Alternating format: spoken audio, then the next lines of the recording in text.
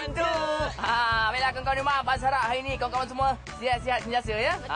Dan sekarang ni kita bersiaran di luar studio ni sebenarnya. Ya, betul. Kerana kami bertiga akan ke Melaka. Ya, betul. Jadi teruskan bersama kami hingga ke akhir rancangan di Melaka. Betul lah. Dan tambah pula kita berkemungkinan kita akan bersiaran di Melaka ni lebih kurang untuk beberapa episod dah. Wah, best ni. Ya. Cik lapar lah. Yelah, itulah. Sebab itulah kita rehat dekat hari ni. Sebab kita nak pergi makan dulu. Sementara itu, kawan-kawan, saksikan dulu segmen pertama kita. Sihat, Kids on 2. Jumpa lagi mana ni? Kita makan dulu. Jom. Lapar ni.